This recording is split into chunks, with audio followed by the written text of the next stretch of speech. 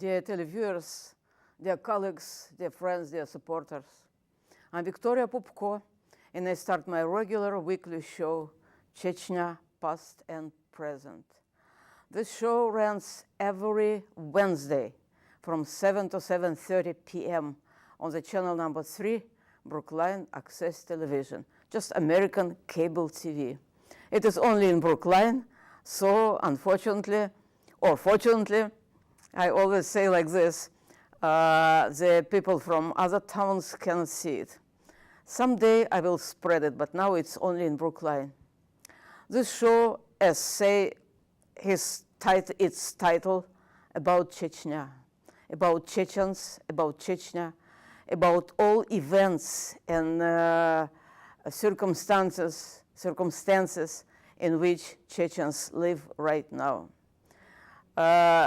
To say live, maybe it fits to the Chechens who are in Europe, but it doesn't fit Chechens who are in Chechnya. In some other, in Azerbaijan, also very badly. So they just exist, not live. To live should be much better anyway. So I always say that there are three main topics about this. It's the situation of Chechens in Chechnya itself, and the situation of Chechnya itself, the situation of Chechens in Europe and in other countries of exile or where they fled from the war-torn Chechnya. It's Azerbaijan, Turkey, and some other countries, but there are rather few Chechens. So mostly it is Azerbaijan and Turkey. Europe, of course, and very few number of Chechens are in America. And America and Canada. In Canada it's a little bigger, a little more, but they now has the policy not to take Chechens as refugees. And the third situation, the third aspect, the third topic is the most painful. It is terrible. And I try to say some words about this, about a new case. It's the Chechens in the Russian prison and colonies, mostly in Russian, because we almost know nothing about the secret prisons in Chechnya, in Kadyrov's regime. It is absolutely secret.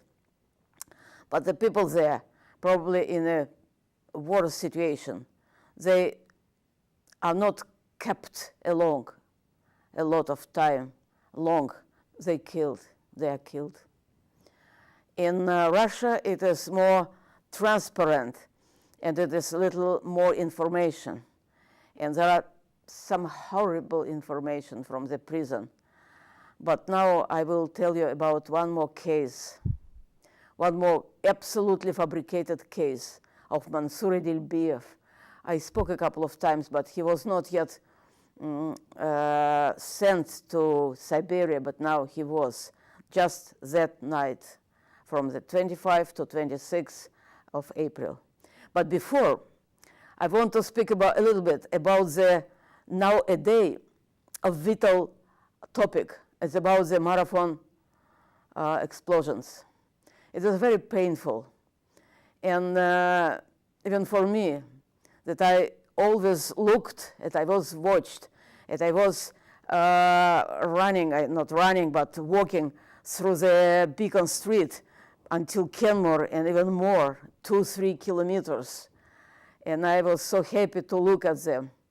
And this time, about 12, with my sore leg, I should absolutely urgently went to the office where I work. And this office is on the other side of Beacon Street from the Commonwealth where I live now. Not live, but where I was there. I was now. Temporary live. And I had to run over the trassa, the route where they ran, but it was about 12, so it was only the beginning. So it was rather small amount of them. And so I did it. And I watched and I saw, by the way, their happy faces, their eagerness to run and to come to the finish and probably to win. And when I heard about the explosion on the finish, and I remember their faces, they prepared to this marathon, to this event all the year.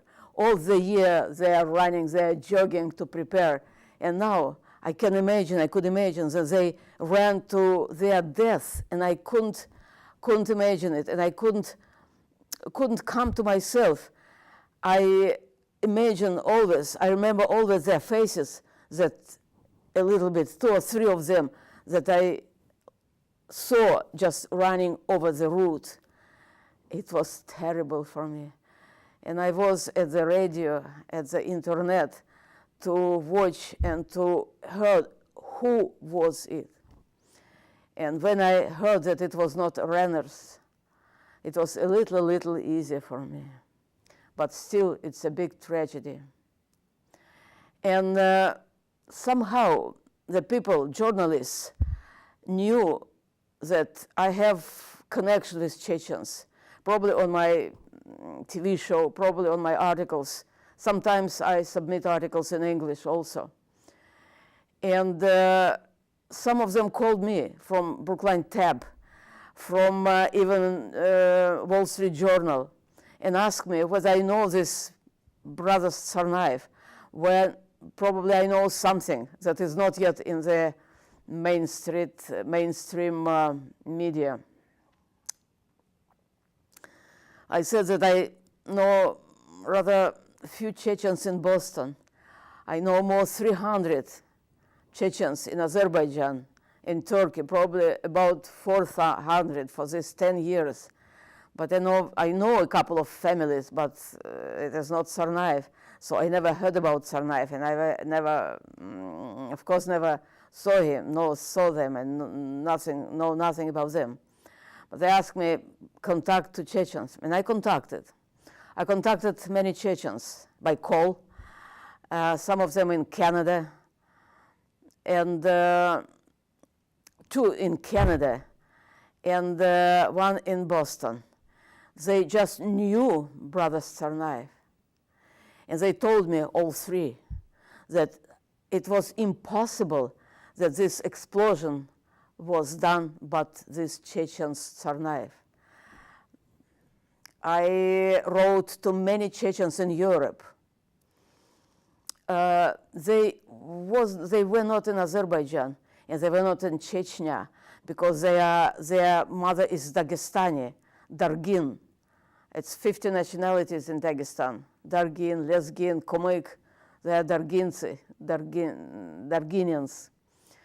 And so they were not in Chechnya, and probably they have a trip once or twice, but they are very little connected with Chechnya. They connected with Dagestan and with Kyrgyzia, where they were when they were probably born in Kyrgyzia from the parents who were deported in 1944. I'm not sure. Some of Chechens say that their mother, that they have 2 mothers, and one of them is Armenian, but it's all not reliable. But what is reliable, and I start to believe it, that the brothers did not make this explosion. And I had a letter from Mustafa Edelbiev, whose son is now sent to Gulag, to new Putin's Gulag. And he said, 100% that is not Chechens, because now Chechens is everywhere. That is such a bad propaganda from Lubyanka, from the Kremlin, that they are fighting in Syria, they are fighting in Kenya, they are all over the world. Of course, it's nonsense. And they say that in Syria, those Chechens who fled in this war in 1999. But many Chechens told me that now in Turkey, that in Syria there are Chechens who were deported before the century from the first and second deportation. And it's Chechens and it's Cherkess and it's some other Caucasian people. So it is all some disinformation. And the most reliable is that one of them from Canada told me by the phone, has no computer, he watched the small footage in YouTube. He small 10 times to see all details. And he told me that the backpack at Tamerlan was green, dark green. And the backpack of Johar, the youngest, was white. And the backpack who found this explosion with this pen, high-speed pen, it was black. And he told that he looked many private photos. And it's really strange that mainstream show us just one or two. Now it's just one photo. All other is impossible to read, impossible to watch. And one photo when they are coming in relatively small, relatively empty space with their backpack, and it's. I thought it was black, but it was not, because I'm not quite sure in my eyes. And only one, and nothing else. And now they release some other photo. But I know that every third person in Marathon, even myself, have camera or film. They all make plenty of photos. And it was at the finish line, it was especially many people with photo camera, with all other, with device, with films. And there were a lot of media, a lot of some devices, some photo camera from newspapers, whatever. And it was only one that was released. So it is all strange. And the same person from Canada who watched one more footage, also very short, in YouTube, that when the police caught Tamerlan, he was without any arm, he was absolutely naked. I even asked him, absolutely naked. And he took him and put in the car. So it is impossible, it is not impossible, it is strange when there was a fight, when there was trade of shots, why he was really shot, wounded, and when younger brother ran him over with his car. It was never showed.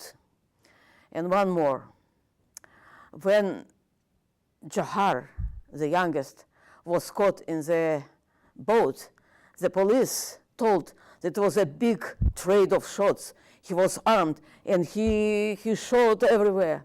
Now they released another information that he was unarmed. He had nothing with him. It is a lie, and it's bad. It's bad for American police. So this is a lot of doubts, a lot of something else. His mother told us that it is impossible that it was my son's. And of course, the one thing, there are some other things. When Tamerlan Tsarnaev was 5 years under very careful watch of CIA or FBI, 5 years. And here, when it was such a important event, they were unwatched. How can it be? And another source say that it was some private FBI-like organization, CRAFT, is a KOCRAFT, that have some people just near finish line amongst the spectators. And they were all with a big black backpack. And some Chechens say that it was them who made this explosion. And of course, many say that it was an agreement between Lubyanka and between American FBI. I can continue because it sounds very strange for Americans. But that Tamerlan is in a secret list of suspected, in a watch list among 500,000 of suspects, and they have a really careful watch, and they didn't watch them. And when in January last year, Russia asked FBI to interrogate, to watch after Tamerlan, they watched, they interviewed him. They found nothing bad, nothing suspected.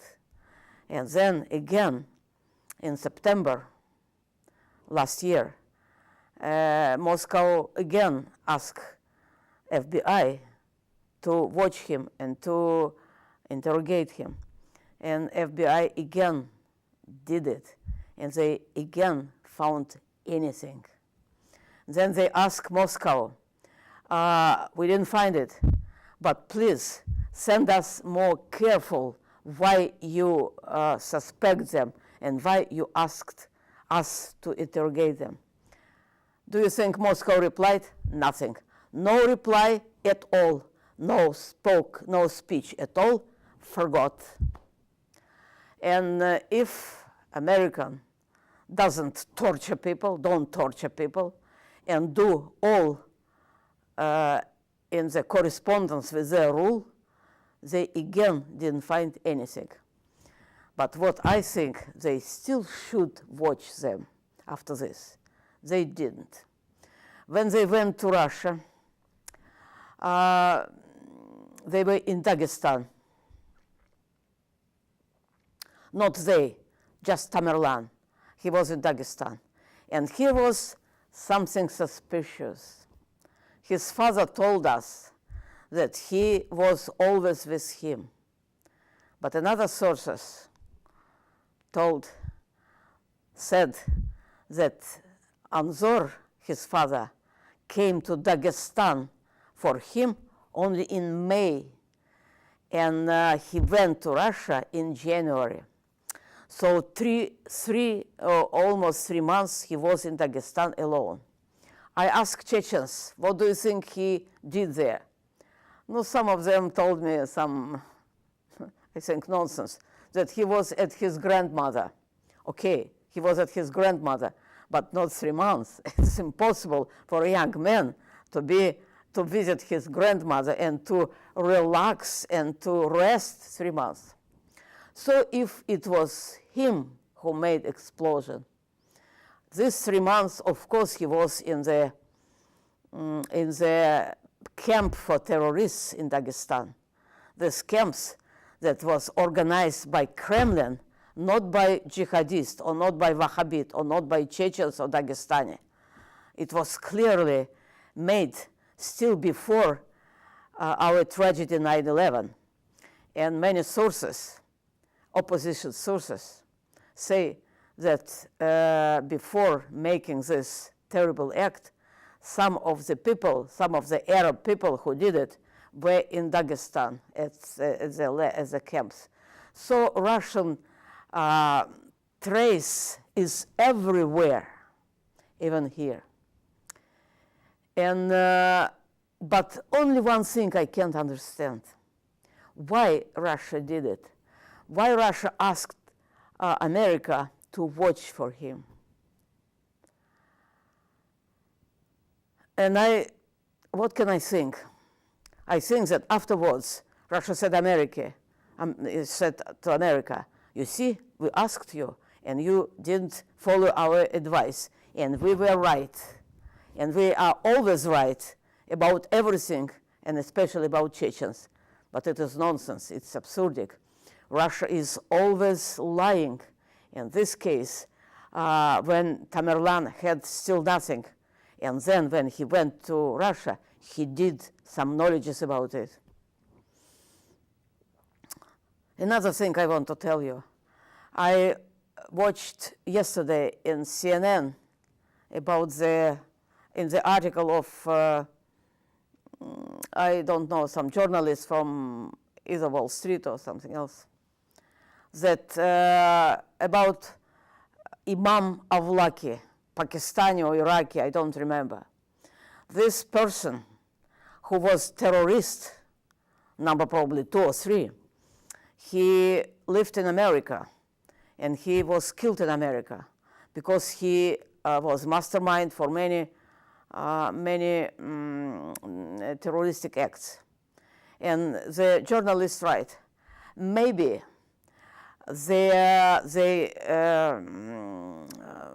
his writing is a lot in internet, and maybe Tamerlan and his younger brother look in the internet and were radicalized reading their articles and their appeals to be jihadist.